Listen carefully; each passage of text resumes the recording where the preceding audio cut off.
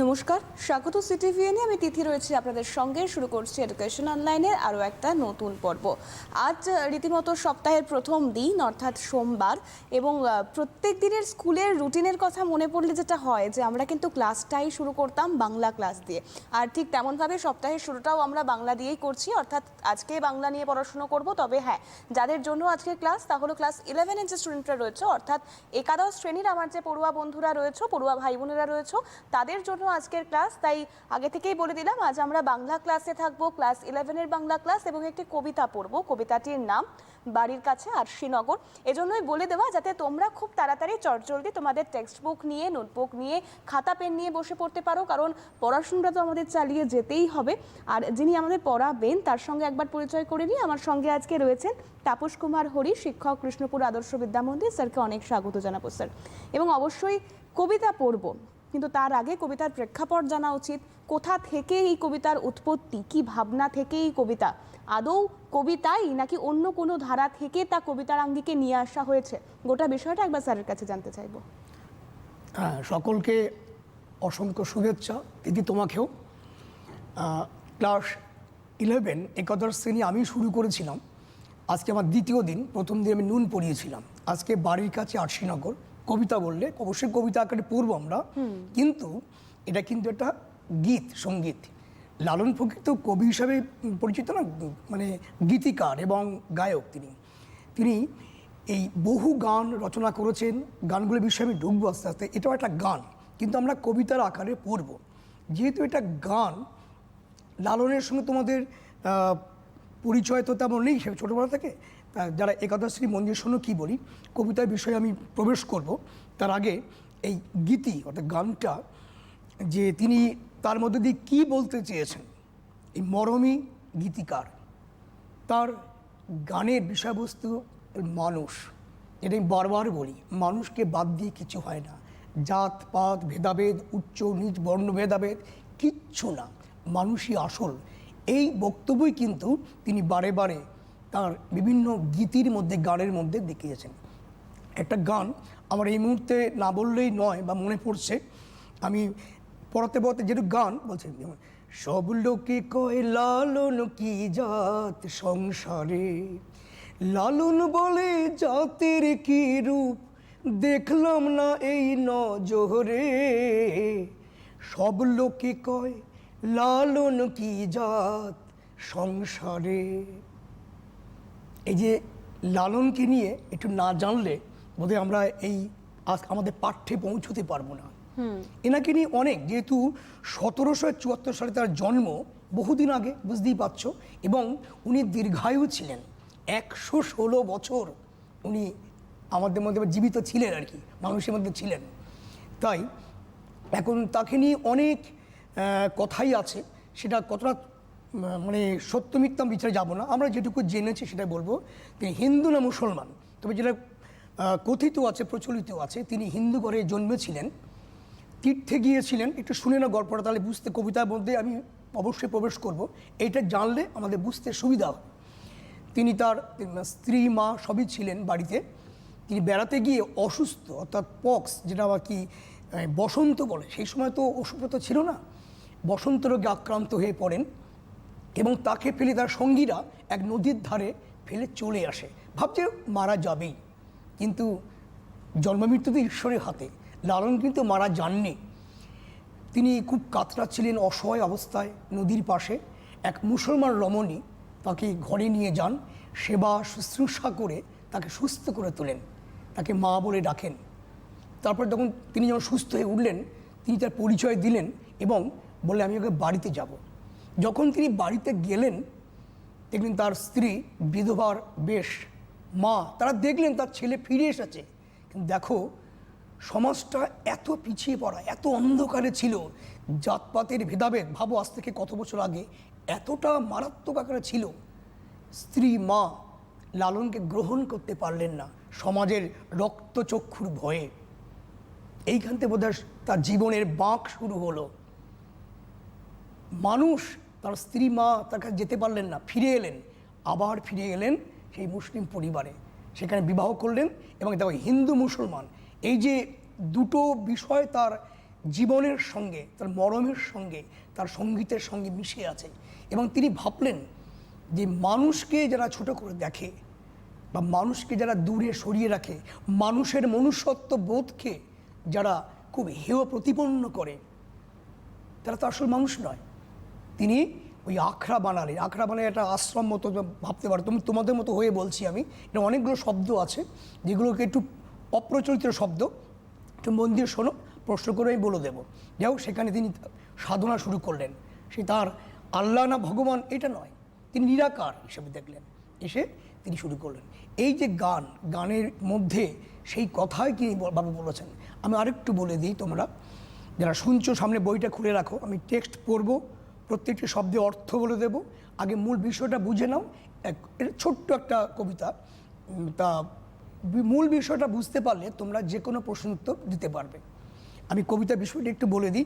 এখানে আসল কথাটা কি, যে পরমেশ্বর, পরমাত্মা, অর্থাৎ এই তোমরা যে অন্য ধরনের কবিতাগুলো পড়েছো না, এটা একটু অন্য স্বাদের, অন্য ধরনের কবিতা। এটা আধ্যাত্মিক বিষয় এখানে কিন্তু প্রস্ফুটিত হয়েছে। লালনকে একটু জানতে হবে কি, তিনি কি দেখালেন, যে জাতপাত ভেদাভেদ নয়, ঈশ্বর এক, অদ্বিতীয়, এবং তিনি নিরাকার। কবিতার মধ্যে বলা আছে তার হাত পা মাথা কিছু নিরাকার, ব্রহ্ম নিরাকার। উনি এই কথাই বললেন। এবং যদি মনের অন্তর দিয়ে, মন দিয়ে তাকে ডাকা যায়, তাকে পাওয়া যায়। যেটা আমরা দেখে থাকি, তোমরা তো অনেকেই জানো, রামকৃষ্ণদেব, বামা খ্যাপা এবং আরও অনেক আছেন যারা, আমরা এই দক্ষিণেশ্বর মন্দির এতটা কেন আজও কেন, ওই মন্দির তো ছিল মন্দির হিসাবে ইটকাট পাথরের, এবং ওই মৃন্ময়ী মূর্তি, চিন্ময়ী মূর্তিকে কে রূপান্তর করলেন? রামকৃষ্ণ। কেন? তিনি অন্যভাবে সাধনা করলেন। আর থেকেও পারছি না আমরা পারছি না কেন?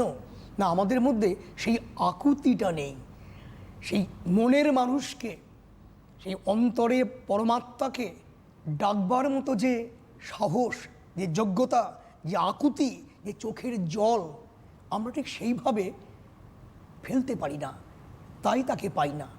নানা রকমের মায়ার বন্ধনে আমরা সংসারে আবদ্ধ হয়ে রয়েছি। নানা সমস্যা, নানা রকমের প্রতিবন্ধকতা আমাদেরকে ঘিরে রেখেছে। এটাই বলেছে কবিতার মধ্যে, অগাধ পানি। আমি কবিতায় প্রবেশ করবো, আমি বিষয়টা বলি, এটা অনেক বুঝতে পারবে। অর্থাৎ ঈশ্বরকে পেতে গেলে নিরাসক্তভাবে, নির্বিকারভাবে, চিত্ত শুদ্ধি করে তাঁর চরণে মনে মনে তাকে স্মরণ করতে হবে, তবেই তাকে নিশ্চয়ই পাওয়া যাবে। ইনি দুঃখ করছেন, এত পাওয়ার পরও বলছেন যে আমি তাকে দেখতে পেলাম না, আমি সেই জড়িয়েই আছি সেই মায়ার বন্ধনে, এটাই তার দুঃখ। কিন্তু তিনি চান মনে মনে ঈশ্বরের সঙ্গে তার মিলন ঘটুক, তিনি সে পরমাত্মার পরম স্নেহ লাভ করুন, এটাই তিনি মনে মনে বাঞ্ছা করেন, কামনা করেন। এটাই তার সর্বান্তঃকরণের প্রচেষ্টা। সেই কথাটাই, এই যে মূল কথাটাই তিনি এই গানের মধ্যে কিন্তু তুলে ধরেছেন। বুঝতে পারছো? এবং সে জায়গায় দাঁড়িয়ে আমরা একটু একটু করে কবিতার দিকে অবশ্যই যাব, কারণ পাঠ্যক্রমে তো আমাদেরকে যেতেই হবে। তবে তার আগে একটা বিষয় বলে রাখি, দেখো টেলিভিশন স্ক্রিনে সরাসরি কথা বলার জন্য ফোন নাম্বার যাচ্ছে রেড স্ট্রিপে। স্যার কবিতা পড়াবেন, বেশ কিছু প্রশ্ন আছে, অর্থাৎ কবিতা ভিত্তিক প্রশ্ন, যে প্রশ্নগুলো যেভাবে যত মানের পরীক্ষায় আসে চেষ্টা করা হবে আজকের পর্বটায় গোটাই কবিতাটা সম্পর্কে যাতে তোমরা ধাতস্থ হও, কবিতাটা যাতে কোথাও কোনোভাবে বুঝতে অসুবিধে না হয় সেই চেষ্টা করার আমরা করব। এবং তোমাদের যদি কোনো সমস্যা থাকে তাহলে তোমরা সরাসরি কথা বলার জন্য ফোন করতে পারো। দুটো বিষয় মাথায় রাখবে, আজ যেহেতু আমরা ক্লাস 11-এর বাংলা পড়ছি এবং বাড়ির পাশে আরশিনগর এই কবিতাটাতেই থাকবো, তাই প্রশ্ন অবশ্যই এই কবিতা ভিত্তিক প্রশ্ন করবে, কবিতার অন্তর্ভুক্ত প্রশ্ন করবে। এবং 2 নম্বর যেটা বিশেষ গুরুত্বপূর্ণ বিষয়, যখন তোমরা ফোন করবে টেলিভিশন সেটের ভলিউমটা মিউট করে ফোনে কথা বলবে। তাহলে স্যার আমরা একটু একটু করে কবিতার দিকে আসি। আমরা কবিতার মধ্যে প্রবেশ করি। আমি প্রথমেই ওই যে 2 লাইন গান গাইলাম, আসলে না গিয়ে থাকতে পারছিলাম না। এই কারণেই আমি ভাবি যেটা হয়তো কথা দিয়ে বোঝাতে পারবো না, আমরা সঙ্গীত দিয়ে আমরা ছাত্রদের মনের অন্তরের মধ্যে আমরা প্রবেশ করতে পারি।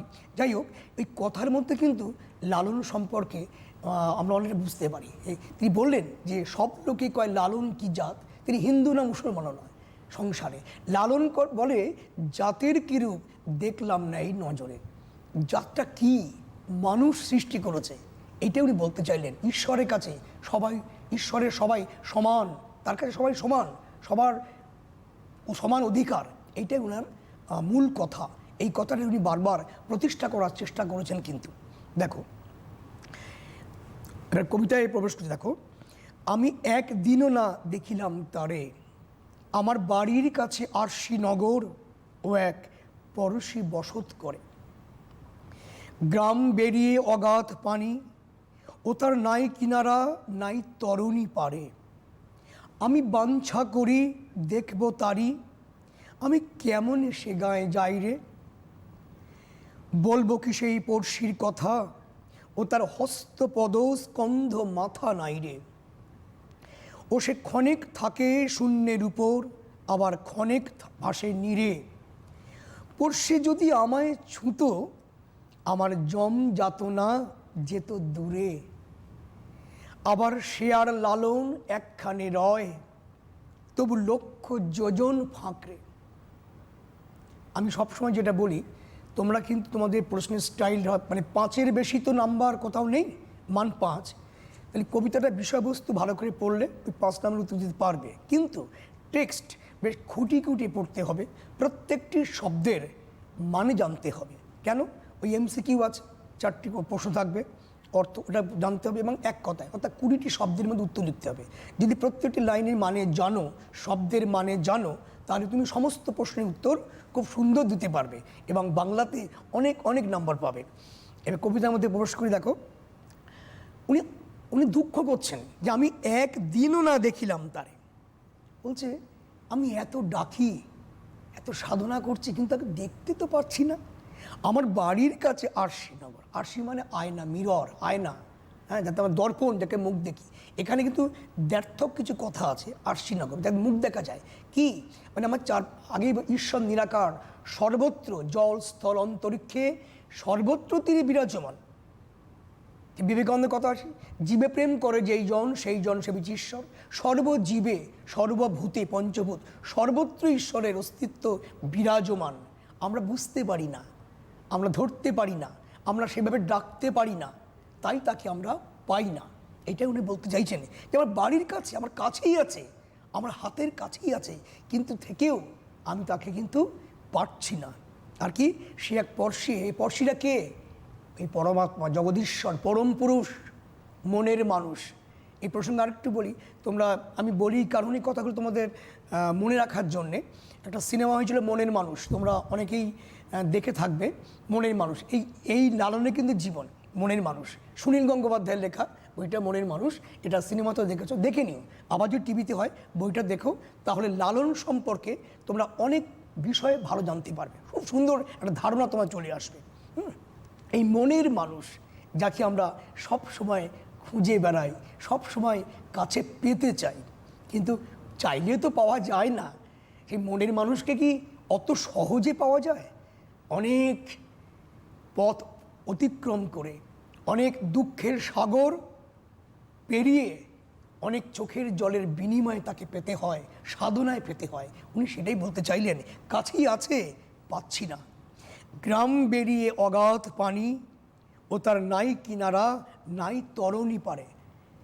এই অগাধ পানি, পানি জল, অগাধ মানে কি, মানে ভীষণভাবে ডিপ, অনেক দূরে। অর্থাৎ এখানে কি ব্যর্থক বললাম, কাছে আছেন, যেমন একটা গ্রামকে নদী দিয়ে ঘেরা থাকে, পার হতে গিয়ে নৌকা লাগে, তা বলছেন আমার এই ঈশ্বরের কাছে যাওয়ার পথে অনেক জল, সেখানে জল পার হতে তো তরণী নৌকা লাগবে, না আমার সেই নৌকাটা নেই। অর্থাৎ কি, এগুলো কি, নৌকা হচ্ছে যাওয়ার পথ, তার কাছে পৌঁছানোর পথ। নদী পার হওয়ার পথ হচ্ছে নৌকা, ঠিক তেমনি ঈশ্বরের কাছে যাওয়ার পথ। এই জলটা হচ্ছে মাঝখানের সমস্যা, প্রতিবন্ধকতা, তা নানা রকমের মায়া মোহ সব আটকে রেখেছে এই জলটা। আর তরণী হচ্ছে তার যাওয়ার পথ। তা সেই আমাকে তরণী, নৌকাটা নেই। আমি যে যাবো তার কাছে পৌঁছাবো, যেমন জল পেরিয়ে আমি ওপারে যাব, নদী পেরিয়ে যাব, আমাকে অগাধ পানি দিয়ে আমাকে বেষ্টন করে রেখেছে, আমাকে ঘিরে রেখেছে, আমাকে বাধা দিয়ে রেখেছে। আমি বাঞ্ছা করি দেখব তারে, আমি কেমন সে গায়ে যায় রে। বাঞ্ছা মানে ইচ্ছা, আমি ইচ্ছা করি, আমার মনের চরম বাসনা, পরম পাওয়া পেতে চাই কাকে, তাকে, ঈশ্বরকে, ভগবানকে, আমার পরম পুরুষকে, হে আল্লাহকে, যাই বলো। উনি আল্লাহ ভগবানকে আলাদা করে দেখলেন না, ওই যে তিনি মানুষকে ভালোবাসেন, তিনি সেই পরম ঈশ্বর ব্রহ্মকে, নিরাকার দেবতাকে তিনি চাইছেন মনে মনে।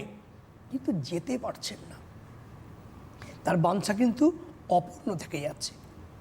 তাই বললেন, আমি কেমনে সে গাঁয়ে, সেই তার গাঁয়ে অর্থাৎ সেই ঈশ্বরের কাছে আমি কি করে পৌঁছাই, বলবো কি সেই পড়শির কথা। এবার তিনি বলতে শুরু করলেন, তিনি কাকে চান, কার সান্নিধ্যে আসতে চান, কার জন্যে তার এই সাধনা, তার এই পথ চেয়ে থাকা, তার সম্পর্কে বলছেন। বলবো কি সেই পড়শির কথা, ও তার হস্ত পদ স্কন্দ মাথা নাই রে। নিশ্চয়ই বুঝতে পারছো, হাত পা মাথা কাঁধ কিচ্ছু না, নিরাকার। এই প্রসঙ্গে বলি, আমরা আমাদের হিন্দুদের মধ্যে প্রায় 33 কোটি দেবতা, আমরা প্রচুর দেবদেবীর মূর্তি সাধনা করি, কোনোটাই নিরর্থক নয়, এটা মানুষের কল্পনা। মানুষ ওই মূর্তির সামনে বসে ধ্যান করে, কিন্তু আবার কি নিরাকার। অনেক ধর্মে আছে ঈশ্বর নিরাকার, তাই ইনি বলছেন যে তিনি, তার কোনো আকার নেই, তিনি নিরাকার। তাকে অন্তরের অন্তঃস্থলে বসিয়ে তাকে ধ্যান করে, পূজা করে, তাকে সাধনা করে তাকে পেতে হবে। কোনো তার মূর্তি, তিনি কি মূর্তি পূজার বিশ্বাস করতেন না হয়তো, তাই বললেন যে তার হাত পা মাথা কাঁধ কিচ্ছু নেই, নিরাকার। সে ক্ষণিক থাকে শূন্যের উপর, আবার ক্ষণিক থাকে নীরে। শূন্যে মহাবোম, শূন্য আকাশ, মহাকাশ সেখানেও আছেন, নীরে জলেও আছেন। আমি আগেই বললাম, ঈশ্বর সর্বত্র বিরাজমান, জল স্থল অন্তরিক্ষ সর্বত্রই তিনি বিরাজমান। তাকে ডাকতে পারলে তাকে পাওয়া যায়, এই ডাকটাই হচ্ছে আসল। পড়শি যদি আমায় ছুতো, ছুতো মানে স্পর্শ করত, অর্থাৎ এখানে ঈশ্বরের সান্নিধ্যে তো আসা খুব কঠিন ব্যাপার, অর্থাৎ তার কৃপা লাভ করা যেত। বলছে, উনি বললেন, এই পড়শি অর্থাৎ সেই পরম পুরুষ, সেই মনের মানুষ, সেই পরমাত্মা যদি আমাকে একটু স্পর্শ করত, আমাকে ছুতো, আমাকে ভালোবাসত, যদি আমি তার কৃপাধন্য হতে পারতাম, তাহলে আমার যম যাতনা যেত দূরে। এই যম যাতনা মানে, যম আমরা বলি ঈশ্বর দেবতা, উপর দৈত্য যম অর্থাৎ অশুভ শক্তি, অর্থাৎ এই যম যাতনা মানে কি, মানুষ বেঁচে থাকাকালীন কত সমস্যায়, রোগ শোক তাপ নানা সমস্যায় জর্জরিত হয়, চোখের জল ফেলে, কিন্তু আবার কেউ কেউ মহানন্দে এই সাগর পাড়ি দেয়। তা উনি বলছেন, ওনার ধারণা, যদি আমি ঈশ্বরের কৃপাধন্য হতাম, তার ভালোবাসা পেতাম, তার কাছে যেতে পারতাম, তাহলে বোধহয় আমার এই যে ত্রিতাপ জ্বালা সব জুড়িয়ে যেত। ছুতো মানে স্পর্শ করত। আবার মনে করিয়ে দিলেন, আবার শেয়ার লালন একখানে রয়, তবু লক্ষ যোজন ফাঁকরে। উনি আবার বলে সেই কথা, একখানে এক জায়গাতেই আছি, আমিও আছি, তিনিও আছেন, আকাশে বাতাসে সর্বত্র তিনি বিরাজমান, পাশাপাশি আমরা আছি, কাছাকাছি আছি, কিন্তু তার কাছে যেতে পারছি না, তার সান্নিধ্য লাভ করতে পারছি না। কেন? লক্ষ লক্ষ যোজন, যোজন একটা আগের পরিমাণ, আমরা মাইল কিলোমিটারে বলি, 4 ক্রোশ অর্থাৎ 8 মাইল 1 যোজন, এরকম লক্ষ লক্ষ যোজন, অর্থাৎ অনেক অনেক পথের দূরত্ব তার সঙ্গে সেই ভগবানের, আমাদের সবার সঙ্গে। মূল কথা কি না, ঈশ্বরকে পাওয়াটা অত সহজ, যে কোনো ঈশ্বরকে ভালো, যা কিছু ভালো, যা কিছু উৎকৃষ্ট, তাকে লাভ করতে গেলে মাসুল দিতে হয়, পরিশ্রম করতে হয়, ভালোবাসতে হয়, প্রাণ ভরে মন ভরে তাকে ডাকতে হয়। হ্যাঁ, ডাকার মতো ডাকলে তাকে পাওয়া অবশ্যই যাবে। তিনি কাউকে নিরাশ করেন না। আমরা দেখেছি তো আমাদের মহাপুরুষদের মধ্যে অনেকেই কি, মহাপুরুষ দেখেছেন ভগবান পরিশ্রম দিয়ে, অধ্যবসায় দিয়ে, নিষ্ঠা দিয়ে, ভালোবাসা দিয়ে, প্রেম দিয়ে আজ মানুষ ঈশ্বর হয়ে গেছেন। ভগবান চৈতন্যদেব, তিনি তো নবদ্বীপের মাটিতে হেঁটে বেরিয়েছেন, মানুষ ছিলেন, মানব থেকে তিনি মহামানব হয়েছেন, তিনি তো আর অবতার হয়ে গেছেন। বিবেকানন্দ, রামকৃষ্ণ, বামাখাপেরা অনেকেই আছেন, হ্যাঁ, হযরত মোহাম্মদ, সবাই এরা এই মর্তভূমিতে জন্মগ্রহণ করেও নিজ গুণে, নিজ অধ্যাবসায়ে, নিষ্ঠা, ভালোবাসায়, প্রেমে তারা আজকে ঈশ্বরে আসন লাভ করেছেন, তাই না? তাহলে মূল কথা আমরা কি বললাম, যে বাড়ির কাছে আরশিনগর, অর্থাৎ বাড়ির কাছেই তিনি আছেন। আরশি মানে মুখ, আয়নায় মুখ দেখি আমরা, তাহলে বাড়ির কাছে থেকে আছেন, কাছেই, অন্তরের কাছেই আছে, কিন্তু দুঃখটা এই, তাকে আমরা পাচ্ছি না। সবাই কামনা করছি, বাঞ্ছা করছি, ইচ্ছা করছি যে তার কাছে একটু যাই, তার কাছে পৌঁছই, তিনি আমাদের একটু কৃপা করুন, একটু ভালোবাসুন, কিন্তু পাচ্ছি না। অর্থাৎ ডাকার মতো ডাকতে পারছি না, চোখের জলে তাকে ভিজিয়ে দিতে, সিক্ত করতে পারছি না, তাই আমরা ঈশ্বরের সান্নিধ্য, আল্লাহ বলো ভগবান বলো, তার সান্নিধ্যে পাচ্ছি না। ডাকতে হবে। নানা বাধায় আমরা জর্জরিত, মায়া মোহ বিভিন্ন আমাদেরকে ঘিরে রেখেছে। এগুলো অতিক্রম করে যে অগাধ পানি, ওই তরণী আসবে, নিশ্চয়ই তরণী আসবে। এইগুলো কাটিয়ে উঠতে পারলে, আমি আগেই বলেছিলাম এটা আধ্যাত্ম, তোমরা ছোটো তো, বয়স কম সব, আর একটু বিষয়টা আধ্যাত্মিক, তো ভালো লাগবে আশা করি তোমরা। আর এটাও বলি, সুনীল গঙ্গোপাধ্যায়ের বইটা, যে গৌতম ঘোষ যেটা পরিচালনা করলেন মনের মানুষ, তোমরা বইটাও দেখো, টিভিতে মাঝে মাঝে হয়, তাহলে দেখবে লালন সম্পর্কে তোমরা অনেক জানতেও পারবে, এবং এই কবিতাটা, এই গানটার বিষয়বস্তুটা তোমরা আরও মানে বুঝতে তোমাদের সুবিধা হবে। এটা কবিতায় বিষয়বস্তু বললাম। এই প্রশ্নটাকে অবশ্যই বলবে, আর আমরা তার তাহলে পরের প্রশ্নে চলে যাব। প্রশ্ন ধরে ধরে যে ধরনের প্রশ্নগুলো হয় 5 নম্বরের, 1 নম্বরের, এবং ওই যে বৈকল্পিক প্রশ্ন, অর্থাৎ 4টে করে অপশান থাকবে, টিক দিতে হবে। ভীষণ সোজা, কঠিন ভাবার দরকার নেই। তোমাদের জন্য আমার দুঃখ হচ্ছে এই কারণেই যে তোমরা একাদশ শ্রেণীতে ভর্তি হয়েছ, কিন্তু কেউ ক্লাস করতে পারছে না। এটা সত্যি দুঃখের। মানে ছাত্ররা ঘরবন্দি হয়ে আছো, তোমাদের এখন নতুন স্কুলে যাব, অনেকে নিজের স্কুলে পড়ছো, কেউ কেউ অন্যান্য স্কুলে ভর্তি হচ্ছে, নতুন বন্ধু বান্ধব হবে, নতুন পড়া হবে। 10 থেকে 11 এ ওঠার যে আনন্দটা বা স্কুলের যে আনন্দটা, নতুন বন্ধু বান্ধব, নতুন সঙ্গী সাথী, এই আনন্দটাতে এই বছর অনেকটাই তারা বঞ্চিত। এই জন্য খুব দুঃখ হয়। তাই যারা পড়াশোনা করছে এটা মন দিয়ে শুনে, এছাড়া কিছু বলার নেই। সত্যি তোমাদের জন্য দুঃখ হয়।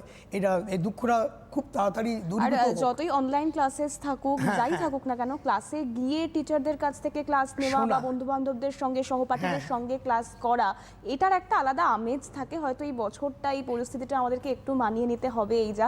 তবে ক্লাসে যেহেতু আমরা রয়েছি, আমরা চাইছি যে আলাদা আমেজ থেকে তোমরা বঞ্চিত হলেও পড়াশুনোটা, ভবিষ্যৎ গড়ার কাজটা যাতে বজায় থাকে। কারণ যতই হোক, দিনের শেষে তো নিজেদেরকে প্রতিষ্ঠিত হতে হবে, মানুষ হিসেবে প্রতিষ্ঠিত হতে হবে, এবং সামাজিক স্তরেও প্রতিষ্ঠা পেতে হবে, এবং সেই জন্য পড়াশুনোটা বিশেষ গুরুত্বপূর্ণ।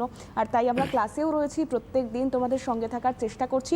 স্যার এতক্ষণ খুব ভালো করে কবিতাটার সারমর্ম, কবিতাটার সাপেক্ষ, এবং কোন পরিস্থিতিতে দাঁড়িয়ে গান থেকে কবিতা নেওয়া হয়েছে, ঠিক কী ভাবে কী পরিস্থিতির কথা বোঝানো হয়েছে, সবটাই স্যার ডিটেলে বোঝালেন। যদি তোমাদের সমস্যা থাকে তোমরা অবশ্যই ফোন করতে পারো, সরাসরি কথা বলার জন্য ফোন নাম্বার রয়েছে।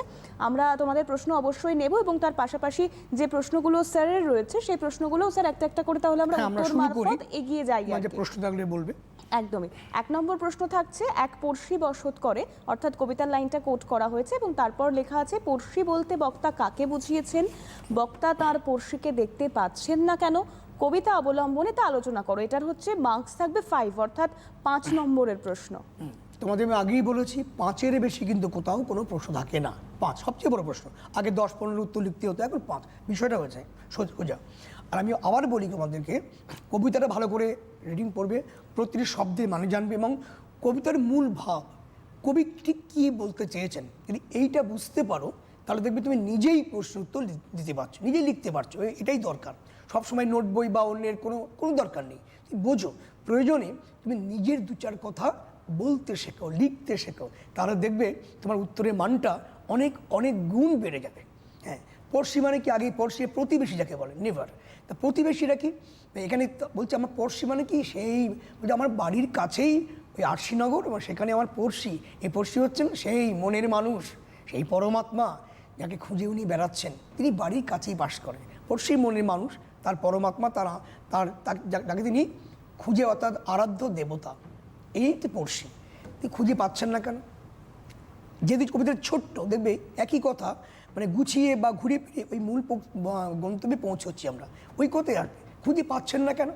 তা খুঁজে পেতে গেলে আমি আগেই বলেছি, যা কিছু ভালো, যা কিছু উৎকৃষ্ট, তাকে জীবনের ঈশ্বর সর্বত্র ভালো রেজাল্ট করতে গেলে কী করতে হয়? প্রচুর পরিশ্রম করতে হয়। আমরা দেখলাম যে পরীক্ষায় ফার্স্ট হয়ে গেল, আমরা এটাই দেখলাম।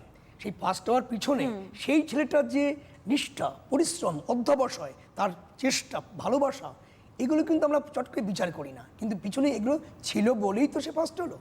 পরীক্ষায় কেন, জীবনের সর্বক্ষেত্রে যে ভালো খেলে, যে ভালো গান গায়, যে জীবনের সর্বোত্তম জায়গায় পৌঁছিয়েছে, তাকে সেখানে পৌঁছতে গেলে অনেক কিছু লাগে। তা সেটাই কথা। এই কবিতা কেন পড়বো আমরা এই শিক্ষাটা নেব এই বড় হতে। তোমরা এখন সব ক্লাস 11, সব 16-17 বছর বয়স, তোমাদের ডেস্টিনেশনে অনেক দূর, কেউ অনেক বড় জায়গায় পৌঁছাবে।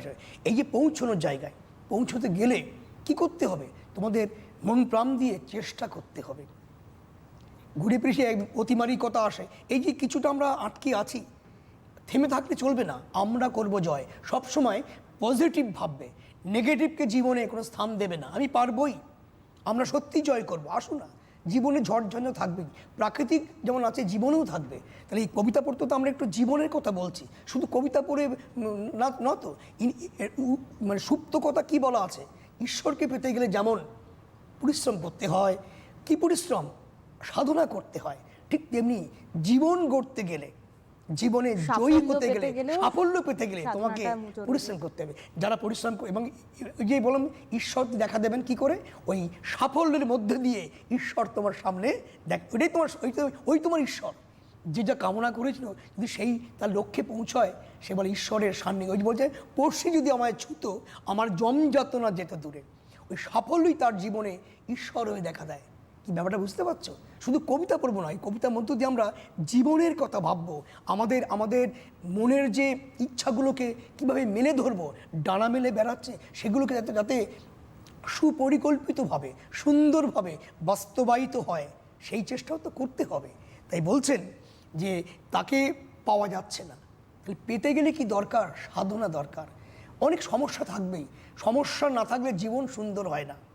আমরা কি জানি, ভালো মন্দ, রাত দিন, পাপ পুণ্য, সাদা কালো, একটার পাশে আর একটা থাকবেই, তাহলে জীবন সুন্দর হয় না। সবসময় যদি শীতকাল থাকতো হতো, আমরা শীতের মর্মেই বুঝতে পারতাম না। সবসময় গরম থাকলেও মানে বুঝতে পারতাম না। 6 ঋতু যেমন পরিবর্তন হয়, মানুষের জীবনেও সুখ দুঃখ মানে চক্রবৎ ঘুরবে, জীবনটাকে মধুর করে তোলে। দুঃখের পরে সুখ এলে সেই সুখের মাধুর্য, সেই সুখের অনুভব অনেক গুণ বেশি হয়। তাই ঈশ্বর যা কষ্ট করে অর্জন করতে হয়, পেতে হয়, তার মূল্য অনেক বেড়ে যায়, তাই তো? তাহলে তাকে পেতে গেলে কি করতে হবে না, তাকে অনেক পরিশ্রম করতে হবে, সাধনা করতে হবে, মনের অন্তর দিয়ে, অন্তঃস্থল থেকে তাকে ডাকতে হবে, তবে তাকে পাওয়া যাবে। তাই তিনি পারছেন, হয়তো তিনি সাধনা ঠিক সাফল্য পাচ্ছেন না, তাই তিনি দুঃখ করেছেন, আমি তাকে দেখতে পারছি না, আমার বাড়ির কাছেই আছে, হাতের কাছেই আছে, অথচ সেই মনের মানুষকে আমি ঠিক ছুঁতে পাচ্ছি না, এটা তো দুঃখ। এটাকে গুছিয়ে লিখলে উত্তর, বেশি লিখতে হবে না। 5 নম্বরে 10 থেকে 12টি বাক্যে লিখবে, বেশি কোনো লেখার সুযোগ নেই। বেশ, পরবর্তী প্রশ্নে যাই। পরবর্তী প্রশ্ন রয়েছে, আমি বাঞ্ছা করি দেখব তারই, বক্তা কাকে দেখতে চাইছেন, কিভাবে তার দর্শন পাওয়া যাবে? দেখা, ওই দেখো একই কথা বললাম না, ছোটো কথা না। তিনি কীভাবে দেখতে চাইছেন, তিনি লালন, তিনি জীবনকে দেখেছেন, জীবনকে ভালোবেসে দেখেছেন, জীবনের যে অন্ধকার দিকগুলো তার জীবন দিয়ে। আমরা অনেক সময় অনেক বড় বড় কথা বলে ফেলি, হয়তো বাস্তব জ্ঞানে অভাব থেকেও বলি, কিন্তু তা নয়। লালন ভাবো 1774 জন্ম, কতদিন আগে, তা সেই সময় তিনি কোনো অন্ধকারময় যুগ, ভাবো আজও আমরা জাতপাতের লড়াই করছি, টিভিতে দেখো, পেপারে দেখো করছি, আমরা এত আমরা অত্যাধুনিক, আমরা আধুনিক বলে নিজের পরিচয় দিই আমরা, কিন্তু তাহলে আজ থেকে এত বছর আগে কি ছিল আমাদের দেশ সমাজ, সেইখান দাঁড়িয়ে উনি জীবনটাকে দেখেছেন, উনি জীবন দিয়ে বুঝেছেন যে মানুষ কত হেয় হয়ে যায়, মানুষের কত ছোট করে, সমাজের জাত পাত, উচ্চ নিচ ভেদাভেদ কি প্রকট আকারে ছিল, এবং সমাজ ভেঙে টুকরো টুকরো হয়ে যাচ্ছিল। তাই উনি কী করলেন, সব ছেড়ে চুদিয়ে, না হিন্দু না মুসলমান, উনি আলাদা আখড়া, একটা আশ্রম মতো বানালেন, এবং সেখানে গিয়ে তিনি ওই সাধনায় মগ্ন হলেন, এবং ওই পরম ব্রহ্ম নিরাকার ঈশ্বরের সাধনায় তিনি নিজেকে যুক্ত করলেন। এবং তিনি কী বললেন, যে তাকে পেতে হবে, তাকে পেতে গেলে এইভাবে সাধনা করতে হবে। অনেক মানুষ সেখানে এক যারা খুব সেই সময় তার আশ্রমে কিন্তু বহু মানুষ ভিড় করতো, কেন করতো, তারা সমাজ থেকে অবহেলিত, বঞ্চিত, লাঞ্ছিত, তারা কিন্তু তার সান্নিধ্যে এসে তারা জীবনের পরম প্রাপ্তি, জীবনের শান্তি পেয়েছিলেন, একটা আলাদা পথ খুঁজে পেয়েছিলেন। এই পথটাই তিনি চাইছিলেন, যে তাকে পেতে গেলে ওই রকম কোনো বিশাল কিছু দরকার নেই। বনে ঠাকুর রামকৃষ্ণ বলেছিলেন, ঈশ্বরকে ধ্যান করবেন বনে মনে কোণে, আড়ম্বর করে নয়, মন দিয়ে ডাকলেই, অন্তর দিয়ে ডাকলেই তাকে পাওয়া যায়, এবং এই পাওয়াটাই হচ্ছে আসল পাওয়া। তিনি সারা জীবন এই চেষ্টা করেই করে গেছেন আর কি, দীর্ঘ 116 বছরের আয়ু, পরমায়ু তার, উনি এই কথাই বলে গেলেন। এটা গুছিয়ে বলতে হবে। আমরা পরবর্তী প্রশ্নে যাব এবং তারপরে যেটা থাকছে তা হলো এমসিকিউ, যেমনটা স্যার বলছিলেন, বা 1 নম্বরের প্রশ্ন, 1 নম্বরের মানের যে প্রশ্ন থাকে সেই প্রশ্নে আমরা যাব। এমসিকিউ এর পরে আগে 1 নম্বরের হ্যাঁ, আগে 1 নম্বরের প্রশ্ন আছে, তারপর এমসিকিউতে যাব। এবং 1 নম্বর প্রশ্নের প্রথমটাই যেটা থাকছে সেটা হচ্ছে পড়শিকে দেখতে কেমন। আমি আগেই বলেছি, খুব ভালো করে কবিতাটা পড়বে, দেখবে খুব সুন্দর তুমি নিজেই লিখতে পারবে। আর এইখানে 1 নম্বরে কিন্তু 20টি শব্দে অনেক আমি খাতা দেখছি ওই 5-6 লাইন লিখে দিচ্ছে, এবং এগুলোর জন্য আলাদা জায়গা থাকে, জায়গা ভরে যাচ্ছে, এগুলো করবে না। তোমরা সঠিক উত্তরটা গুছিয়ে বলার চেষ্টা করবে। পড়শিকে দেখতে কেমন, এবার যারা বই পড়বে তারা পরিষ্কার তিনি তাকে এই পরিষ্কার কবিতার এই গানের মধ্যে বলে দিয়েছেন, হস্তপদ স্কন্দ মাথা নাই রে। তাই যারা হাত পা মাথা কাঁধ কিছু নেই, মানে কি নিরাকার।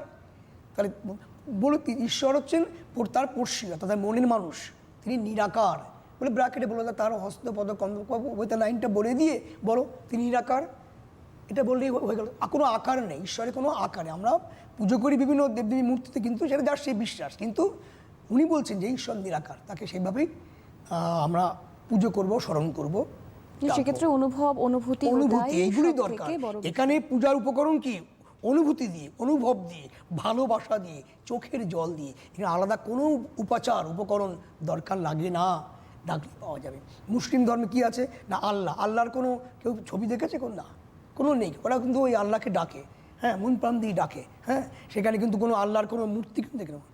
এইখানে দেখো এমনি মেলবন্ধন আছে, কিন্তু ওই যে বলে হিন্দু না মুসলমান না, তিনি কি দেখালেন? ঈশ্বর পরম ব্রহ্ম নিরাকার, এটা উনি বিশ্বাস করতেন। এটা কোনো আকার নেই, নিরাকার লিখলেই হবে। পরবর্তী প্রশ্ন থাকছে, অর্থাৎ 2 নম্বর প্রশ্ন, পড়শি যদি আমায় ছুঁতো, পড়শি ছুঁলে কি হতো। কবিতার লাইন অনেকে কবিতাটা মুখস্থ করে ফেলে। পড়শি যদি আমায় ছুঁতো, আমার জম যাতনা যেত দূরে। এই জম যাতনা, আমাদের একটা ধারণা আছে যে মানুষ, এর গল্প আমরা ছোটোবেলায় শুনেছি বা তোমরা জানো, যে মানুষ মারা গেলে যমদূত আসে, এসে তাকে নিয়ে যায়। এইভাবে একটা ঘটনা আমাদের মনের মধ্যে দানা বেঁধে আছে। দেবতা দৈত্য যম, তার যম নাকি নিয়ে যায়, যমদূত বলে। যমরাজা দূতকে পাঠায় সেই দেহকে নিয়ে যাওয়ার জন্য, বা আত্মাকে নিয়ে যাওয়ার জন্য, এরকম আর কি বলে আর কি। তা যম, এখানে যম মানে কি বলতো? অশুভ শক্তি, নানা সমস্যা, নানা রকমের যে কুৎসিত বিষয়গুলো। অর্থাৎ মানুষ বেঁচে থাকলে তাকে, একটা মানুষ কি জীবন কি একভাবে কাটে? মোটেই কাটে না, নানা রকম সমস্যার সম্মুখীন আমরা সবাই হই। তা সেটাই বলছেন উনি, যে আমাকে ছুঁতো। পড়শি মানে কি? সেই মনের মানুষ, সেই তার আরাধ্য দেবতা, তার অন্তরে যাকে পূজা তিনি করেন, অর্থাৎ সেই অন্তঃস্থল থেকে যাকে ডাকেন, সেই পরম পুরুষ, তিনি যদি তাকে ছুঁতো, মানে স্পর্শ করত, তাহলে আমার যে জীবনের যে জটিল কুটিল দিকগুলো, সমস্যার জর্জরিত দিকগুলি, আমার যে দুঃখ যন্ত্রণা, সব দূরে চলে যেত। মহানন্দে, পরমানন্দে আমি বিরাজ করতে পারতাম। এটা আমার ধারণা, আমরা সবাই তাই চাই। যদি ঈশ্বরের কৃপাধন্য কেউ কৃপা লাভ করতে পারে, সে তো মহামানব, মহাপুরুষ। যারা সে তার সংসারের আবিলতা, কুটিলতা, জটিলতা, মলিনতা তাকে স্পর্শ করতে পারে না, তিনি পরমানন্দে ঈশ্বরের ধ্যানে মগ্ন থাকেন। আমরা দেখেছি, তোমরা যারা বই পড়তে পড়ো, রামকৃষ্ণ, তিনি জগতের এই যে পার্থিব, তিনি ঈশ্বরের মা বলতে, উনি মার মধ্যে তিনি ঈশ্বরকে খুঁজে পেয়েছেন। যে যেভাবে ডেকেছে, কেউ ছোট নয়, কেউ বড় নয়, ডাকার মতো ডাকতে হবে, যে যেভাবে তাকে লাভ করতে পারে। তাহলে তার কোনো আকার নেই, বলা হলো। বেশ, 3 নম্বর প্রশ্ন থাকছে, তবু লক্ষ যোজন ফাঁকরে, এ কথার অর্থ কি? তবু লক্ষ যোজন ফাঁকরে, এ কথার অর্থ কি? যোজন, এই শব্দগুলো আমরা এখন শুনি না, এখন আমরা কিলোমিটার, মাইলটাও খুব কম বলে, কিলোমিটার। যেমন এই সোনামাপ তো আগে বলতে 1 ভরি 2 ভরি, এখন না, সব গ্রামে চলে এসছে। যুগের সঙ্গে সঙ্গে অনেক কিছু পরিবর্তন হয়। তা যোজন, তো সেই সময় বলতো এত যোজন পথ, অর্থাৎ 4 ক্রোশ, ক্রোশটাও বোধহয় আমরা এখন শুনি না। তা ওই 4 ক্রোশ সমান হচ্ছে ওই মাইল হিসেবে 8 মাইল আর কি, 2 ক্রোশ 1 মাইল, 8 মাইল। এবার হিসেব করো, লক্ষ যোজন কত হয়? অর্থাৎ এটাকে একটা সংখ্যা বললেও সংখ্যা না, অর্থাৎ বহু বহু দূরত্ব। এইটা বুঝে আমরা বলি না যে কত দূর আকাশ, মানে এই বোঝাতে গিয়ে আমরা শব্দ ব্যবহার করি। তো উনি বললেন লক্ষ যোজন ফাঁকরে, ফাঁক মানে এখানে দূরত্ব, ব্যবধান। বলছেন যে ঈশ্বর, আগেই বলেছি যে বিবেকানন্দ বলুন তো, জীবে প্রেম করে যেই জন, সেই জন সে হচ্ছে ঈশ্বর। যে সর্বভূতে বিরাজমান, আমাদের কাছেই ভগবান আছেন, ঈশ্বর আছেন, আমাদের ডাকতে হবে। আমরা সবাই জানি, কিন্তু আমরা সেই ডাকার মতো ডাকতে পারি না, বুঝেও বুঝতে পারি না, তাই আমরা তাকে পাই না। লালন কি বলছেন যে আমার কাছেই তিনি আছেন, আমার খুব কাছে, অথচ তার সঙ্গে আমার লক্ষ যোজন ব্যবধান, দূরত্ব রয়ে গেছে। এই আর বললাম, সাফল্যটা আমরা সবাই পেতে পারি, কিন্তু সব সাফল্য জীবনে ভাবে আসতে পারে, কিন্তু কারো আসে কারো আসে না। আসে কার না, ওই যে নিষ্ঠা, পরিশ্রম, ভালোবাসা, অধ্যবসা করতে পারে, তার সাফল্য আসে। আর এগুলো যদি না থাকে তার আসবে না। ঠিক তেমনি করে ঈশ্বরকে পেতে গেলেও আমাদের সেই মন প্রাণ দিয়ে নিরাসক্তভাবে অন্তরের অন্তঃস্থল থেকে চোখের জল দিয়ে তাকে আহ্বান করতে হবে, ডাকতে হবে, পূজা করতে হবে, তবে তিনি অবশ্যই আসবেন। যেমন সাফল্য ধরা দেবে, ঈশ্বরও ধরা দেবেন। আমাদের বহু মহামানব তো তাই ঈশ্বরের সান্নিধ্যে আসতে পেরেছেন, তারা পেরেছেন, তাদের সেই ডাকটা সেখানে পৌঁছিয়েছে, তাই তারা পেরেছেন। তা দারুণ দুঃখ করছেন যে আমার কাছেই তিনি আছেন, তবু যেন মনে হচ্ছে লক্ষ লক্ষ যোজন তিনি দূরত্বে রয়ে গেছেন। দুঃখ তার, তিনি বাঞ্ছা করছেন, ইচ্ছা করছেন তার সান্নিধ্যে যাই, তার কাছে যাই, কিন্তু তিনি পাচ্ছেন না। এটা আমাদের বোধহয় সবারই একই আকুতি, আমরা চাইছি সেটা পেতে, কিন্তু সেটা পাচ্ছি না। কেন পাচ্ছি না এবার নিজেরাই আমরা বুঝতে পারি। তাহলে আমার কোথাও খামতি ছিল, আমার কোথাও কম ছিল, আমার ডাকার মধ্যে, আমার নিষ্ঠার মধ্যে, আমার ভালোবাসার মধ্যে, আমার প্রেমের মধ্যে কোথাও গলত ছিল, ভুল ছিল, মিথ্যা ছিল, তাই আমরা পাচ্ছি না। যদি সঠিক হয় তাহলে আমরা পেতাম। তাই উনি দুঃখ করছেন যে লক্ষ যোজন, এই যোজনের প্রশ্ন আছেন, এমসিকিউ দিয়ে দেয় যে কতটা, মানে বহু দূরত্ব, ব্যবধান, এটা বোঝাতে তিনি বললেন। বেশ, পরবর্তী প্রশ্ন রয়েছে, সে আর লালন একখানে রয় সে কে? দেখো 4 নম্বর প্রশ্ন, মান 1-এর, সে আর লালন একখানে রয় সে কে? সে কে নিশ্চয়ই তোমরা মনে মনে ভাবছে কি সোজা কোশ্চেনটা, খুব তাই হয়, যে পড়ে তার কাছে সোজা, যে না পড়ে তার কাছে কঠিন। সে কে? সে তার মনের মানুষ, তার পরমাত্মা, তার ঈশ্বর, সে অর্থাৎ সেই ভগবান। এবং তাই তো হয়, আবার সেই একই কথা বারবার বলছি, আমি আমার ঈশ্বর একই ভূমিতে বিচরণ করছি, একই জায়গায় আছি, কিন্তু আমি তার লালন বললেন আমরা এক জায়গায় তো অবস্থান করছি, কিন্তু তাকে আমি ছুঁতে পাচ্ছি না, বা তিনি আমার তার কৃপা আমি পাচ্ছি না। কেন পাচ্ছি না? লক্ষ যোজন ফাঁক, এই ফাঁকটাকে দূরত্ব কি? এই দূরত্বটা ঘোচাতে গেলে কি দরকার? এই দূরত্ব ঘোচাতে গেলে ভক্ত ভগবানের মেলবন্ধন যদি ঘটাতে হয়, তাহলে উভয়ের মধ্যে কি হবে? আরও কাছাকাছি আসতে গেলে মাঝখানে যে নদী বা সমুদ্র বড়, এই যে উনি বলছেন এই গ্রাম বেরিয়ে অগাধ পানি, এই পানি মানে যেমন নদী ওপারে হচ্ছে যেতে গেলে তরণী দরকার, এই তরণী হচ্ছে, তরণী ইজ ইকুয়াল টু কি? তার নিষ্ঠা, অধ্যবসায়, ভালোবাসা, প্রেম, মানে আকুতি, তার ডাক, এগুলো হচ্ছে তরণী তাকে যেতে গেলে। আর নদীটা হচ্ছে সমস্যা, অর্থাৎ দূরত্ব। সাফল্য পেতে গেলে কি এই মাঝখানে এইগুলো যদি করতে পারি, তাহলে আমি সাফল্যের দুয়ারে গিয়ে পৌঁছাবো। তাহলে সে হচ্ছে ভগবান, ভক্তের ভগবান, তার মনের মানুষ, তার পরমাত্মা। বেশ, আরেকটি প্রশ্ন রয়েছে, কবিতায় ক্ষণেক শব্দটি ব্যবহারের তাৎপর্য কি? কবিতায় ক্ষণেক শব্দটি ব্যবহারের ক্ষণেক তাৎপর্য মানে কি? হচ্ছে ক্ষণকাল, মুহূর্ত, অল্প সময়। তিনি ক্ষণেক তাকে নিড়ে, ক্ষণেক তাকে বলছে আকাশে, অর্থাৎ তিনি ঈশ্বর সর্বত্র বিরাজমান, কোথাও তিনি স্থির হয়ে থাকেন না, তিনি আকাশে বাতাসে জলে স্থলে অন্তরিক্ষে সর্বত্রই তিনি আছেন। ক্ষণেক ক্ষণেক অল্প সময়, অল্প সময় আছেন, আবার এক জায়গায় আছেন, সর্বত্র তিনি আছেন। অর্থাৎ তিনি যে এইখানে আছেন ওইখানে নেই এরকম নয়, সর্বভূতে তিনি বিরাজ, পঞ্চভূত, জল স্থল অন্তরিক্ষ, পুষ্প পাখি ফল ফুল সর্বত্র তার সৃষ্টির মধ্যে, তার আরও ভালো কথা, তার সৃষ্টির মধ্যে তিনি স্রষ্টা কিন্তু বিরাজ করেন, অর্থাৎ সে ভগবান আছেন, কিন্তু আমাদের দুঃখ আমাদেরকে পাচ্ছি না। এবং তার পরবর্তী পর্বে অবশ্যই যাব। পরবর্তী পর্ব হচ্ছে, যেমনটা স্যারও বলছিলেন, আমরাও বলছিলাম, যে এমসিকিউ পার্ট, সেটা এখন এই সময়ে দাঁড়িয়ে সব থেকে বড় একটা অংশ। ঠিক যে কারণে দাঁড়িয়ে কবিতা বলো, গল্প বলো, সবটাই খুঁটিয়ে পড়তে হবে, তা বাংলা হোক, ইতিহাস ভূগোল হোক, যেমনটাই হোক না কেন, পাঠ্য বইটাকে খুঁটিয়ে পড়তে হবে, এবং প্রত্যেকটা লাইন থেকে যে প্রশ্ন আসতে পারে সেটা স্যার এতক্ষণ ধরে পড়াচ্ছিলেন। দেখো পড়শি কোথায় রয়েছে, কে পড়শি, তাকে দেখা যাচ্ছে কিনা, গোটা বিষয়টা কিন্তু স্যার সারমর্মটা একই, ঘুরিয়ে ফিরিয়ে প্রশ্ন আসছে, এটা ঠিক, সারমর্মটা একই। এবং তাও আরেকবার বলি যে যদি কেউ ধরো এই ক্লাসটা মিস করে যাচ্ছ মনে হচ্ছে বা এই মুহূর্তে আমাদের সঙ্গে যোগ দিলে, তাহলে তোমরা পরবর্তীকালে এই ক্লাসটা তোমরা রিভাইজ দিতে পারো। ফেসবুক পেজে তোমরা পেয়ে যাবে আমাদের সিটিভিএন একেডি, প্লাস ইউটিউবেও পেয়ে যাবে প্রত্যেকটা ক্লাস, এডুকেশন অনলাইনের প্রত্যেকটা ক্লাস সেখানে দেওয়া রয়েছে। ধরো পরে তোমরা রিভিশন দিচ্ছ, সেই সময় স্যারের আরেকবার কবিতাটা বোঝানো, কবিতাটার প্রেক্ষাপট সেটা যদি একবার ঝালিয়ে নিতে পারো তাহলে তোমাদের সুবিধে হবে। তাহলে স্যার আমরা পরবর্তী পার্টটায় আসি, অর্থাৎ সঠিক উত্তর বেছে নিয়ে লিখতে হবে। হ্যাঁ, তুমি খুব সুন্দর বলে মনে করিয়ে দিলে। যদি এই সময় অন্য, এখন তো অনলাইনে অনেক বিষয়ে পড়াশোনা হয়, একদমই তাই। যদি ইস্যু না পায় পরে তুমি ক্লিক করে এটা সিটিভিএন একটা দারুণ প্রচেষ্টা ছাত্র স্বার্থে। এই যে প্রচেষ্টাটা, এবং আমরা আনন্দ পাই সত্যি। স্কুলে পড়াতে পারছি না, বাড়িতে যেভাবে আমাদের পড়ানো বন্ধ, এই যে পড়াতে পারছি আমাদের খুব ভালো লাগছে, তাই বেশ মনে আনন্দে পড়াই। এবং তোমরা যদি শোনো, প্রশ্ন করো, আমাদেরও ভালো লাগবে। যদি এই মুহূর্তে না পড়ে পরে দেখে নিও। একদমই। এবার পরবর্তী পার্টে আসি, অর্থাৎ মান একই থাকছে কিন্তু এমসিকিউ পার্ট ঠিক উত্তর বেছে নিয়ে লিখতে হবে। তোমরা টেলিভিশন স্ক্রিনে দেখতে পাবে।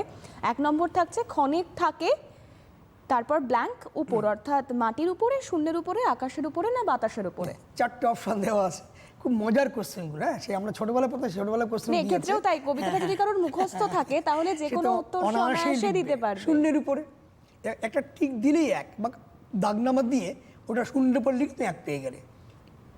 বেশ, পরবর্তী প্রশ্ন থাকছে 2 নম্বর। লালন আর পড়শির মধ্যে দূরত্ব হলো কয়েক মাইল, 100 যোজন, 1000 যোজন না লক্ষ যোজন? বলো, নিশ্চয়ই বুঝতে পারছো, সামনে বই আছে বা আমার শুনেছো। ওই যে শিয়াল লালন একখানে রয়, তবু লক্ষ যোজন ফাঁকরে। কবিতার মুখস্থ থাকবে, সে চোখ বন্ধ করে লিখবে।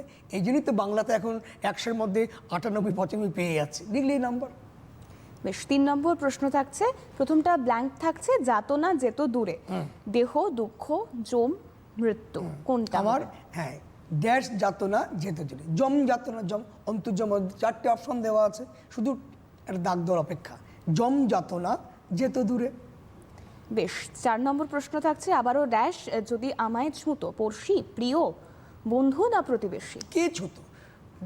পড়শি যদি আমায় ছুতো, ওর 4টে অপশন দেওয়া আছে এখানে। ওই যে বইটা দিয়ে পড়ো তোমরা, তাহলে তুমি সোজা। কারণ এর আগেও যে কটা প্রশ্ন ছিল বেশ এই পার্টটুকু কমন, যে পড়শি যদি আমায় ছুঁতো দিয়েও কে ছুলো, কিভাবে ছুলো, এই প্রশ্নগুলো ছিল অনেকটাই। হ্যাঁ, এখানে যে না পাবে সে ওই প্রিয় বন্ধু বান্ধব নাম টাম দিয়ে দেবে, শূন্য পাবে।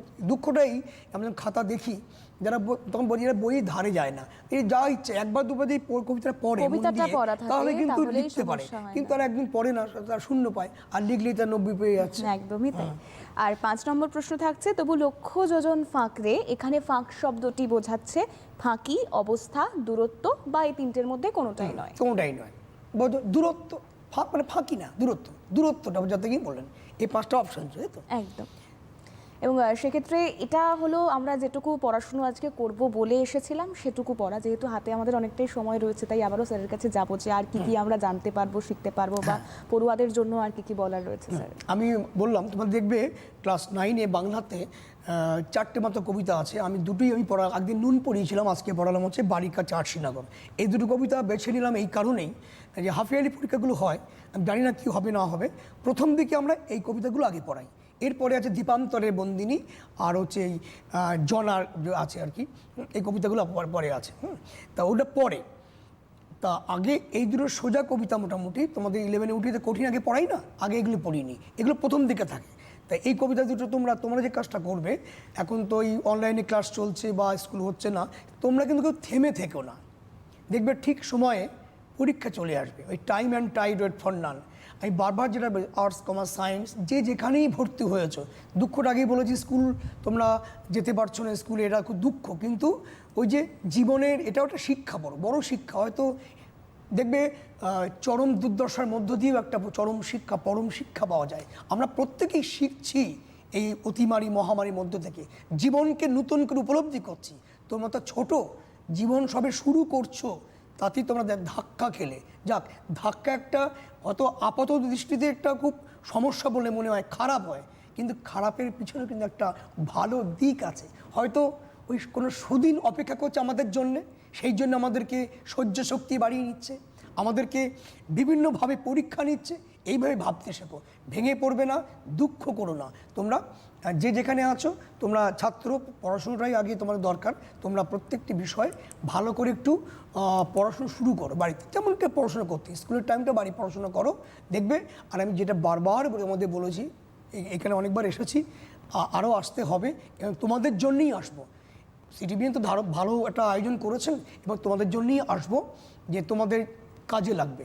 আবার বলি, গদ্য পদ্য যে বিষয়গুলো আছে তোমরা কিন্তু ভালো করে খুঁটি খুঁটি পড়বে, দেখবে খুঁটিয়ে পড়বে, আগে বিষয়বস্তু জানবে, আর যে শব্দগুলোর মানে জানো না সেগুলো তোমরা আগে মানেগুলো উদ্ধার করবে, দেখবে ওই এমসিকিউগুলো ভালো লিখতে পারবে।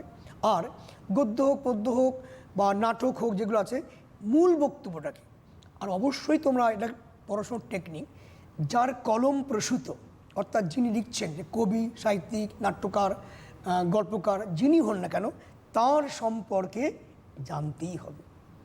কেন, লেখকের ভাবনা, কবির ভাবনা তার লেখার মধ্যে কিন্তু থেকে যায়। যেটা আগেই বললাম, এই যে বাড়ির কাছে আরশিনগর, লালনকে না জানলে এই গানের কিন্তু অর্থ একটু দুরূহ বলে মনে হবে। তুমি লালন তার জীবনীটা জানো, ওই জন্যই বললাম তোমরা মনের মানুষ সিনেমাটা যদি আসো তুমি দেখে নিও। বা স্যার সিনেমা দেখতে বলছিলাম, হ্যাঁ নিশ্চয়ই, বিরাট বড় চলচ্চিত্র, বিরাট একটা শিক্ষার অঙ্গন, অর্থাৎ এই ধরনের বই। তাই লালনের জীবনীটা খুব সুন্দরভাবে, আর আরও কি হয়, অডিও ভিজুয়াল, আমি বলছি শুনছো, তুমি দেখছো, তাই তোমার মনের মধ্যে ওই যে আমি প্রথম 2 লাইন গান করলাম কেন, আমি ক্লাসরুমে পড়াই যে গল্প করে, গান করে পড়লে ছাত্ররা বেশি আকৃষ্ট হয়, ওদের বুঝতে সুবিধা হয়, জানতে সুবিধা হয়। ছবি এঁকে করলে শিশু মনটাকে আরও বেশি ছোঁয়া যায়। তা সেই জন্যে তোমরা সিনেমাটা দেখে নিও, দেখবে মাঝে মাঝে বইটা হয়, দেখবে লালন সম্পর্কে জানতে পারবে। আর লালনের জীবনী না জানলে এই কবিতার বিষয়বস্তুর একটু অধরা থেকে যাবে। তাকে জানবে, দেখবে এটাই পাবে। আমি আরেকবারে বলি, লালন তিনি কি বলছেন না, তিনি ওই জাতপাতের মধ্যে থাকছেন না। ওনার আসল আরাধ্য বিষয় হচ্ছে মানুষ, মানুষই শ্রেষ্ঠ। আগে সবার উপরে মানুষ সত্য, তাহার উপরে নাই, এ তো আমরা পড়েছি। বিবেকানন্দ বলে, প্রত্যেক ধর্মে আমরা মানুষে কিন্তু দলাদলি করি, ভেদাভেদ আনি, বিদ্বেষ নিয়ে আসি, মানুষই করি। কিন্তু প্রত্যেক ধর্মে, আমি কোনো নির্দিষ্ট ধর্ম বলছি না, প্রত্যেকটি ধর্মের মহামানবদের কিন্তু একই বক্তব্য, মানব প্রেম। কিন্তু সেটাই আমাদের দুঃখ, এটাই আমরা তথাকথিত শিক্ষিত বলে মনে করছি, আমরা এই মানুষের মধ্যে ভেদাভেদ, উচ্চ নিচ, দলাদলি, রেষারেষি এইসব করে দাঙ্গা বাঁধিয়ে আমরা জীবনকে অতিষ্ঠ করে তুলি, জীবনে অশান্তি ডেকে আনি। যদি প্রকৃতভাবে একটু বুঝি যে মানুষ ঈশ্বরের সৃষ্টি, স্রষ্টা কিন্তু এটা চাননি, তাহলে এত ভেদাভেদ কেন, এত দলাদলি কেন, এত রক্তারক্তি কেন? এটাই লালনের কিন্তু বক্তব্য। না, এত ভেদাভেদ হওয়া উচিত না। আগে মানুষকে মানুষের ভাবতে শেখো, ভালোবাসতে শেখো, তাহলেই দেখবে জীবনটা কত সুন্দর, কত মধুময়, কত মঙ্গলময় ওঠে। তা আমরা কেন কবিতা পড়বো? এই মেসেজটা কি, বার্তাটা কি? বার্তাটা এটাই যে এই কবিতার মধ্য দিয়ে আমরা একটা জিনিস শিক্ষা নিলাম কি, যে আমরা এই দাঙ্গা হাঙ্গা রাখবো না, আমরা মানুষকে অন্তত ভালোবাসতে শিখব, মানুষকে মানুষ হিসাবে বিবেচনা করব, এবং তার মানবতাকে আমরা স্যালুট জানাবো, ভালোবাসা দিয়ে ভরিয়ে তুলব। যদি এটাই করতে পারি, তাহলে আমাদের পৃথিবী সুন্দর হয়ে উঠবে, মানুষের মধ্যে এত ভেদাভেদ থাকবে না। এই কবিতার মধ্যে, আজকে কবিতাটা ছোট বলে আমরা 1 ঘন্টা পড়ছি, কিন্তু ঘুরিয়ে ফিরিয়ে ওই একটা কথাই, তো আমরা এটাই শিখব, এটাই জানবো। আজকে তোমরা একটা কবিতা একদিনেই তৈরি করে নিতে পারবে, যদি আজকে বাড়িতে বইটা খোলো, বারবার পড়ো, আর আমি যে কথাগুলো বললাম যদি একটু শোনো বা মনে রাখো, আর তোমাদের এখন তো অনেক রেফারেন্স বইও আছে, সেগুলো যদি পেয়ে থাকো, কবিতাটা পড়বে, এবং দেখবে সেখানে সারসংক্ষেপ দেওয়া আছে, নামকরণ দেওয়া আছে, এবং লালনের জীবনীও আছে, এবং প্রশ্নের প্যাটার্নগুলো দেওয়া আছে। তোমরা আজকেই বসে ওটা তৈরি করে ফেলো, তাই দেখবে তোমার 11 একটা কবিতা তৈরি হয়ে গেল। আর আমি তো বললাম, শুনলে, যদি কেউ এই মুহূর্তে অন্য কাজে ব্যস্ত থাকো, তাহলে তোমরা তিথি বলে দিল, একদমই পরে তাই। তোমরা ক্লিক করে নিয়ে শুনবে। আরও একবার তাহলে- বরঞ্চ বলে দিই যে সিটিভিএন একেরই একটি ফেসবুক পেজ রয়েছে এবং সেই ফেসবুক পেজে এডুকেশন অনলাইনের প্রত্যেকটা পর্বই সেখানে দেওয়া থাকে। তোমরা এখন লাইভ টেলিকাস্ট হচ্ছে ফেসবুকে, সেটা দেখতে পারো, মানে অর্থাৎ তুমি ফেসবুকেও ক্লাসটা করতে পারো, ইউটিউবে ক্লাস করতে পারো। তার পাশাপাশি পরবর্তী ক্ষেত্রে যখন তুমি পরীক্ষার আগে হোক বা দুদিন পরে যদি আবারও এই কবিতাটা পড়ো, তাহলে তোমার এটা রিভিশন লেসন হিসেবে অনেক বেশি কাজ দেবে এই এক একটা এপিসোড। কারণ এডুকেশন অনলাইনের সবকটা এপিসোডই সেখানে আপলোডেড থাকে, তাই তোমাদের কিছুটা সুবিধে হবে। অর্থাৎ এই সুবিধাটুকুর জন্যই এতটা প্রয়াস, এত কিছু করা। এবং তার পাশাপাশি হাতে যেহেতু এখনও অনেকটা সময় রয়েছে, আমি স্যারকে একটা কথা জানতে চাইবো স্যারের থেকে। কারণ যেহেতু স্যার শুরুতেই আলোচনা হচ্ছিল যে যারা ক্লাস 11 বলুন, 12 বলুন, মানে এরা তো এখনও অবধি, মানে এই বছরটা তাদের জন্য একটা অদ্ভুত রকম টানাপোড়েনের বছর। স্কুলমুখী হওয়া সম্ভব হয়নি, টিচারদের সঙ্গে ক্লাস করা সম্ভব হয়নি, বা যে টেস্টগুলো থাকে সেগুলোও বোধহয় অনলাইনে সারতে হচ্ছে অনেক ক্ষেত্রে। তাই সিলেবাসটা আর সিলেবাসের সাথে সাথে তারা ঠিক কিভাবে তৈরি হলে তাদের কাছে এই সময়টা অতটা কঠিন বলে মনে হবে না, যেহেতু তারা স্কুল অবধি পৌঁছতে পারছে না। একটা ডিরেক্ট কমিউনিকেশনের একটা আলাদা ব্যাপার থাকে তো। অবশ্যই অবশ্যই, হ্যাঁ, যেটা বলি আমরা সত্যি বলতে আমরা সবাই অন্ধকারে আছি। সরকারও খুব এখন ডিসিশন আসতে পারছেন না তিনি কি করবেন। মূল কথা হচ্ছে এই মানে মহামারীর সময়, অতিমারির সময় জনসমাগম অর্থাৎ সমাবেশটা করা যাচ্ছে না। স্কুল মানেই তো শুধু ছাত্রছাত্রী নয়, মানে প্রচুর ছেলেমেয়েরা এক জায়গায় হবে, তাহলে এটা করা যাচ্ছে না। জানি না কবে সেই সুদিনটা আসবে, তবে আমি যেটা বলবো তোমরা স্কুলের সঙ্গে যোগাযোগ, যে যেখানে পড়ো না কেন স্কুলের সঙ্গে যোগাযোগটা অবশ্যই রাখবে। এবং তারাও কিছু কিছু আমরা যেমন অনেক সময় বলে দিচ্ছি, আমরা এই বিষয়গুলি পড়ো, ছাত্রদের বলে দিচ্ছি, নিশ্চয়ই সব বিষয়গুলি বলছে, তোমরা যোগাযোগটা রাখো। আর বাড়িতে বইপত্র যা পেয়ে গেছো তোমরা সেটা কিন্তু মোটামুটি পড়াশোনাটা একটু করবে। যেমন সকাল সন্ধ্যে পড়তে, স্টুডেন্ট পড়তে, এটা কিন্তু করো কিন্তু, তাহলে তোমার সিলেবাসটা থেমে থাকবে না। আর এই ধরনের ক্লাস হচ্ছে স্কুলে স্যার অনেক সময় পড়াচ্ছেন, তোমরা সেগুলো নজরে রাখবে। হ্যাঁ, আর যেটা বললাম আবার বলছি, যেটা তোমরা এগুলো পরে দেখে নিও। বাংলা বলে না, যে কোনো সাবজেক্ট, যে সাবজেক্ট আছো না কেন সেটা মানে ফলো করবে, দেখবে তুমি কিন্তু থেমে নেই, তুমি কিন্তু বেশ আস্তে আস্তে কোর্সটাতে এগিয়ে যাচ্ছ। আর জানি না কোর্স একটু কমিয়ে দেবে কিনা, হতেও পারে হয়তো পরীক্ষার সময় একটু সিলেবাসটা কমিয়ে দিতে পারে, যেহেতু পড়ানো হয়নি। সেটা তো পরবর্তীকালে বিষয়। এখন আপাতত হ্যাঁ, আমরা কবিতাটা একবার পড়ি, যেহেতু কবিতাটা ছোট ওই বিষয়টা। আবার কবিতা পড়ছি, একটু মন দিয়ে শুনে নাও, দেখবে আমি যেভাবে পড়ছি না ঠিক এভাবে পড়বে এবং অর্থগুলো আর বলে দিচ্ছি। আমি একদিনও না দেখিলাম তারে, আমার বাড়ির কাছে আরশিনগর ও এক পড়শি বসত করে। আরশিনগর মানে হচ্ছে আরশি মানে আয়না, অর্থাৎ আয়নায় মুখ দেখা যায়, অর্থাৎ আমরা চারপাশে সব দেখতে পাচ্ছি, কিন্তু সেই যে পড়শি, যে মনের মানুষ বাস করে, তাকে দেখতে পাচ্ছি না। গ্রাম বেরিয়ে অগাধ পানি, এই বেরিয়ে মানে বেষ্টন করে, ঘিরে, অর্থাৎ আমি আবার বলছি এটা দ্ব্যর্থক, দুটো অর্থ আছে। অর্থাৎ এই পানি অর্থাৎ নদী, গ্রামের চারপাশে নদী থাকে, নদী পেরিয়ে, নৌকা দিয়ে পেরিয়ে অপরপারে যেতে হয়। ঠিক তেমনি করে এখানে কি না, ঈশ্বরকে পেতে গেলে এই নদী হতে বাধা, এই বাধাগুলো পেরিয়ে, অনেক বাধাকে পেরিয়ে তবে ভগবানের কাছে গিয়ে পৌঁছতে হয়। তাই গ্রাম বেরিয়ে অগাধ পানি, ও তার নাই কিনারা নাই তরণী পারে। অর্থাৎ তরণী মানে নৌকা, দেখবে তরণী আর তরুণী, তরুণী যুবতী, তরণী নৌকা, এরকম দিয়ে প্রশ্ন করে, অনেক প্রশ্ন হয়। আমি মাত্র 5টা করে প্রশ্ন দিয়েছিলাম, নানা ধরনের প্রশ্ন হতে পারে। অর্থাৎ তার কুল কিনারা নেই, কোথায়? সেই নদীর। অর্থাৎ ঈশ্বরকে পেতে গেলে অনেক অনেক কষ্ট সহ্য করতে হয়, অনেক সাধনা করতে হয়, তবেই তো তরণী নৌকা মিলবে। আমি বাঞ্ছা করি দেখব তারি, আমি কেমনে সে যাই গায়ে যাই রে তারই। অর্থাৎ বাঞ্ছা মানে ইচ্ছা, তার মনোবাঞ্ছা, মানে আমার মনোবাঞ্ছা পূরণ হোক, মনের ইচ্ছা। লালন বলছেন আমি বারবার চাইছি যে তার সঙ্গে আমার দেখা হোক, আমি তার সান্নিধ্য লাভ করি, তার কৃপাধন্য হই, এটা আমার মনের ইচ্ছা। কিন্তু আমি কি করে যাব? আমি সেই যাওয়ার ঠিকানা পাচ্ছি না, সেখানে পৌঁছানোর কোনো পথ পাচ্ছি না। তিনি হতাশ হয়েছেন, কিন্তু তিনি চেষ্টা চালিয়ে যাচ্ছেন। বলবো কি সেই পড়শির কথা? এবার তিনি এই পড়শি অর্থাৎ সেই প্রতিবেশী অর্থাৎ তার মনের মানুষ, ওই পরমাত্মা, তার কথা বলছেন। তার হস্ত পদ স্কন্ধ মাথা নাই রে, তিনি নিরাকার, তিনি কোনো অবয়বে নেই। তাই বলছেন সেই পড়শি কথা কি নতুন করে কি বলবো, সেই প্রতিবেশীর কথা, তার তো কিছু নেই, তিনি নিরাকার। এখানে একটা প্রশ্ন আগে করেছিলাম, ও সে ক্ষণেক থাকে শূন্যের উপর, আবার ক্ষণেক ভাসে নীরে।